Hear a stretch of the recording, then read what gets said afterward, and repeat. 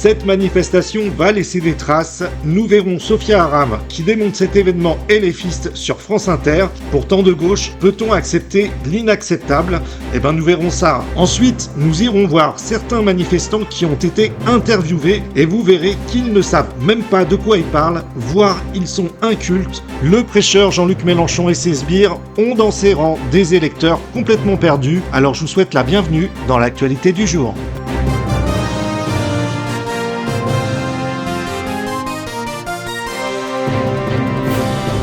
Alors, si vous me connaissez un petit peu, je ne suis pas pro-France Inter qui a souvent critiqué la droite avec un déni et une mauvaise foi qu'on pourrait penser qu'ils sont pro-mélenchonistes. Mais ce que vous allez entendre va vous faire changer d'avis. Après Sandrine Rousseau, Sophia Aram, humoriste journaliste de gauche, s'en prend directement à la France insoumise et n'y va pas avec le dos de la cuillère. Alors je vous propose qu'on écoute cela, car après son discours, vous finirez presque par l'apprécier. On écoute.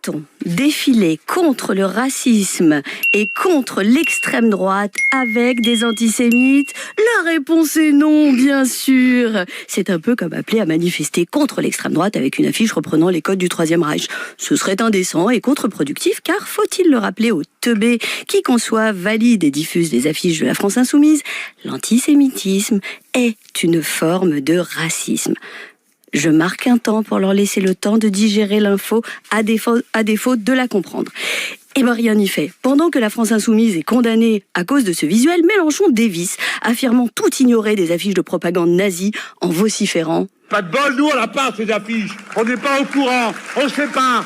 Et si Mélenchon ne connaît pas ces affiches, c'est qu'il est innocent. Et s'il est accusé par ceux qui se repêchent, délice de voir si quelqu'un ne voudrait pas avouer. Voilà, c'est ça. Ça s'appelle les médias.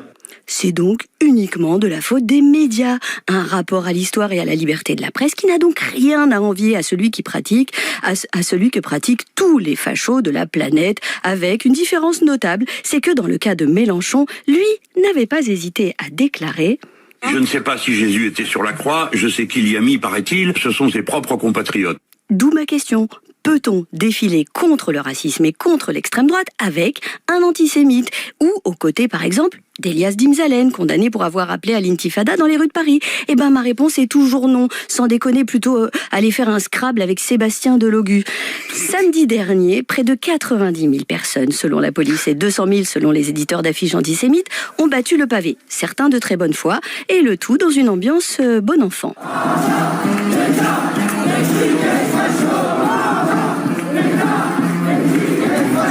À bas l'État, les flics et les fachos. Un slogan ayant fait polémique sur les réseaux sociaux, de nombreux internautes soupçonnant les manifestants de chanter à bas l'État, les juifs et les fachos, ce qui en l'absence de preuves nous ramène à l'hypothèse qu'il s'agit simplement d'un cortège d'une gauche traditionnellement surreprésentée en fonctionnaires et autres contractuels de la fonction publique, appelant à éradiquer l'État, les fonctionnaires de police, au même titre que les fachos.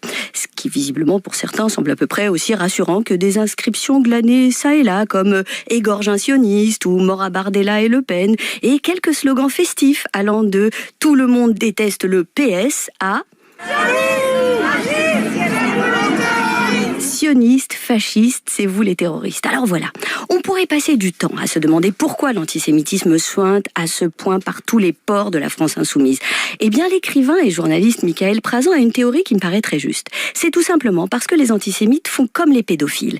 Ils traînent toujours là où ils peuvent exercer leur vice. Les pédophiles à proximité d'endroits où il y a des enfants, les antisémites partout où on peut hurler sa haine des sionistes et appeler à la destruction d'Israël en toute impunité. Bref, samedi dernier, pendant cette manifestation contre le racisme et visiblement pour l'antisémitisme, à Orléans, le rabbin Engelberg a été mordu et frappé à la tête alors qu'il sortait de la synagogue avec son fils de 9 ans. Mais ça n'a certainement rien à voir avec le climat dans lequel nous plonge Mélenchon et la France insoumise.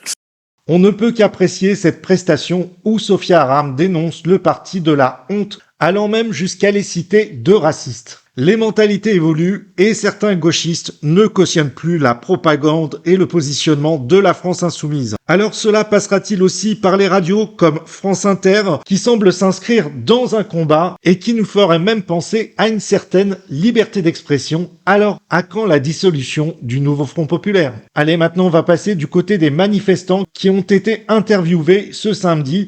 Et vous allez voir que tous ces gens sont finalement dans l'imaginaire et surtout dans l'ignorance.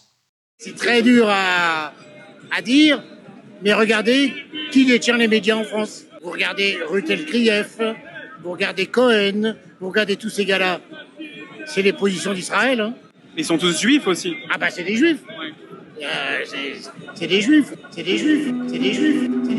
On s'est rendu à la marche contre le racisme et on a été surpris du nombre de drapeaux palestiniens et de kéfiers. On est donc allé à la rencontre.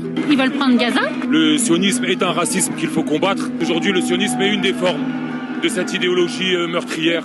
Je pense que le Hamas, ils se sont fait avoir. Ici, les juifs que sont ici, ils volent pas les territoires des autres. Et ils cautionnent ce que font les sionistes. Hein.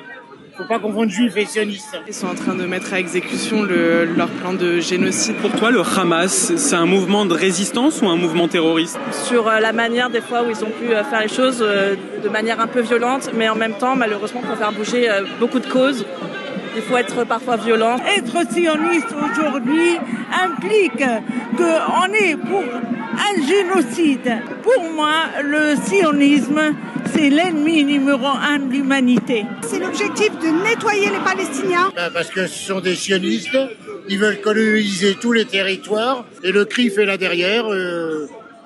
Ils ont toujours fait ça. Hein. Le Hamas, faut savoir qui l'a créé. C'est une invention d'Israël et des Américains. Première chose. Deuxièmement, pour moi, c'est un mouvement de résistance. J'avais jamais entendu parler qu'ils avaient été créés par Israël. Renseignez-vous. On peut être antisémiste et sioniste, on peut être antisémite et antisioniste. On peut tromper 1000 fois une personne, mais on ne peut pas tromper... Si. On peut jouer sur tous ces termes, les mettre ensemble. Il y a des gens qui sont antisémites, qui sont bien contents que les juifs y partent en Israël, donc ils vont être sionistes. Il y a tous les cas de figure. Comme un panel, ouais, finalement. Voilà, il y a un panel, on peut choisir antisémite, sioniste, pas antisémite et sioniste. Il y a tous les cas de figure.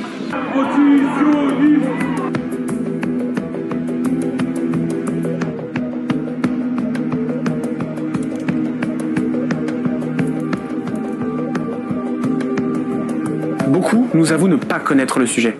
Alors Israël a rompu le cessez-le-feu dans la bande de Gaza. À votre avis, pourquoi ?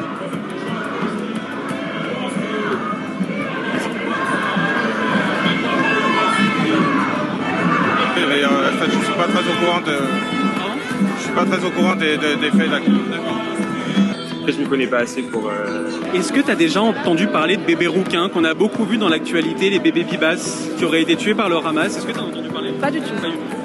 Ouais, après, pourquoi ils l'ont rompu maintenant et pas avant je sais pas, ça a un lien avec les États-Unis sûrement. Je ne peux pas vous le dire, j'ai pas les compétences. S'il y avait des aides de l'ONU ou des différents pays peut-être, mais en fait... Il y a des aides de l'ONU via l'UNRWA. Je connais pas assez le sujet pour ça, je sais même pas trop définir le sionisme.